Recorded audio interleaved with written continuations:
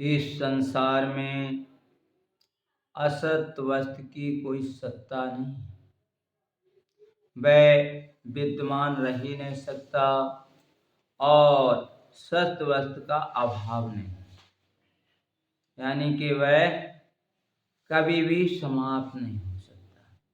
तो सत्य हमेशा रहने वाली वस्तु है और असत हर पल बदलने वाली वस्तु है। गहराई से हम देख नहीं पाते, समझ नहीं पाते, असत्य के ही हम साथ लगे रहते हैं। असत्य ही हमारा खान हो गया, असत्य हमारा पान हो गया और असत्यता में रहते रहते एक दिन ऐसा होता है कि हम सब असत्य बन जाते हैं। जबकि ये जीवन हमें मिला था परमपिता परमात्मा से प्यार करके, परमात्मा के साथ एकाकार होकर, परमात्मा में लीन हो जाने के लिए, पर हम ये कुछ भी नहीं कर पाए और बेकार का जीवन जीकर यहाँ से हम चले गए। पर हाँ, जब जब हमें प्रभु भक्तों का साथ मिला, सत्संग मिला और हमने उनकी बात सुनी, जानी, तब तब हमारा जीवन सुंदर बन गया, मधुर बन गया और हम परमात्मा में रहने लायक बन गए। रामायण में कहा भी गया है, राम कथा के तय अधिकारी, जिनके सत्संगत अति प्यारी। राम कथा यानी राम को जानना, राम को समझना, राम को कैसे हम पाएं, ये सब वही जान सकता है जिसे सत्संग बहुत प्यारा लगने लगे, जिनके सत्संगत अति प्यारी, जिनको अति प्यारी है, बहुत प्यारा है सत्संग, उनके लिए राम कथा समझ में आती है, उनके लिए राम के मार्ग पर चलने का दिल में लगन पैदा होती है।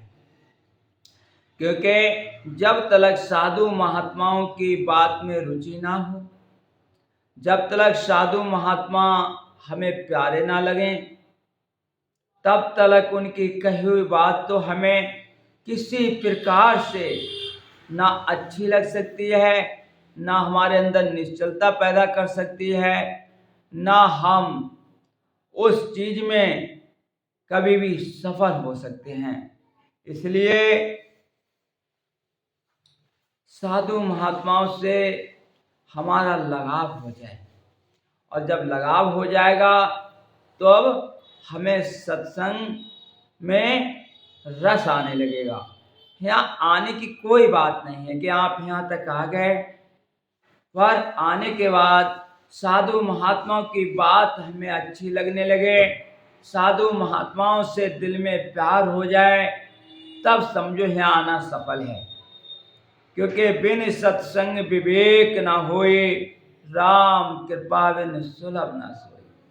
बिना सत्संग के किसी को विवेक हो ही नहीं सकता, यानी वह ज्ञान कि जिसमें परमात्मा दिखे और संसार दिखे, कि ये संसार है और ये परमात्मा है, इस चीज का विवेक, या हम ये कहें इस प्रकार से हमारी दिव्य दृष्टि खुल जाए कि उसके द्वारा हम हर स्थिति में, हर परिस्थिति में परमात्मा को देखने वाले बन जाएं। सुख और दुख हमें दोनों समान दिखने लगे, लाभ हानि दोनों समान दिखने लगे, मान अपमान दोनों समान दिखने लगे। क्योंकि अपना क्या है, अपना केवल कर्तव्य पथ, और कर्तव्य पथ क्या, एक ही कर्तव्य पथ है हमारा, कि इस योनि में बैठकर जो हमें कुछ दिन का साथ मिला है इस शरीर से, उत्तम योनि हमें मिल गई, ये इससे हम अपना काम बना लें। और हमारा अपना काम एक ही है, वो परमात्मा की याद में रमण करना, परमात्मा के साथ एकाकार हो जाना और उसमें लीन होकर परमात्मा के साथ पूरी तरीके से रहना हम सीख जाएं। ये हमारे जीवन का लक्ष्य होना चाहिए, उद्देश्य होना चाहिए। और ये जो है होता सत्संग के ही माध्यम से है। सत्संग ही सुनने के बाद में इंसान के अंदर सेवा भाव पैदा होता है। वह सेवा भाव कि जिसके द्वारा वह सब में परमात्मा को देखता हुआ सबकी सेवा करने लायक बन जाता है। पर दिव्य दृष्टि हमारी सत्संग से ही खुलती है। स्वामी जी महाराज तो यहाँ तक कह दिए, सत्संग महिमा क्या वखानू, या सम यतन और नहीं मानू। सत्संग की महिमा का मैं क्या वखान करूं, इसके समान कोई यतन है ही नहीं, ये सबसे बड़ा यतन है। तब हमें सत्संग सुन करके सत्य को जीवन में उतारना चाहिए। रह रहकर कभी अपने आप से बात करनी चाहिए कि हम जो ये जीवन जी रहे हैं वास्तव में क्या यही मेरा जीवन है। जरा जरा सी बात पर हम विकल हो जाते हैं, परम पिता परमात्मा को ऐसे भूल जाते हैं जैसे वो हमारे कोई है ही नहीं। संसार में हम एक झटके में इतने बन जाते हैं कि तू मैं अपना जीवन बर्बाद कर लेते हैं। क्या असलियत में इसीलिए हम गुरु दरबार में आए। हम गहराई से जब अपना चित्रण करते हैं, गहराई से जब अपने ऊपर विचार करते हैं तो पता चलता है कि मेरा जीवन बेकार में बीत रहा है, निरर्थक बीत रहा है। क्योंकि परमात्मा इसमें होना चाहिए, परमात्मा का नाम रह रहकर इस हृदय से निकलना चाहिए, आह्वान होना चाहिए। अपने आप से बात करके अपने आप को देखना चाहिए कि हम परमात्मा के साथ कितना रह रहे हैं, संसार के साथ कितना रह रहे हैं। हमें ज्यादा से ज्यादा आदत डालनी चाहिए परमात्मा के स्मरण की। और ये सब तभी होता है कि जब हमें परमात्मा से प्यार होता है और परमात्मा हमें अच्छे लगने लगते हैं। ये बात गहराई से जो हमारे अंदर उतर जाती है कि परमात्मा के बिना जीवन बेकार है, बेकार है, निरर्थक है, किसी काम का नहीं है। हम जीते हैं पर मुर्दों के समान जीते हैं। हम जीते हैं तो इंद्रियों के साथ जीते हैं, मन के साथ जीते हैं, काम क्रोध लोभ अहंकार के साथ जीते हैं। बल्कि हमें जीना चाहिए था, तब हम जिंदा माने जाते कि जिसमें परमात्मा रूपी रस दिखता। हमारे अंदर शांति कभी न टिक पाती।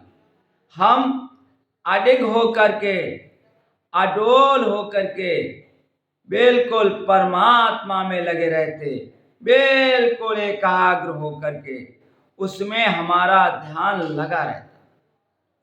और तन से तन के काम करो, मन से आठो याम कहो राम कहो श्री राम। तन से हम तन के काम करें, पर अंदर जो हमारी विचारधारा है, अंदर जो हम विचारते रहते हैं, सोचते रहते हैं, वह सोच में हमारे परमात्मा समा जाए। उसमें हम परमात्मा को देखना शुरू कर दें, परमात्मा को समझना शुरू कर दें। अगर के ऐसे हम हो जाते हैं तब सच सुधरे सत्संगत पाई पारस परस उदास।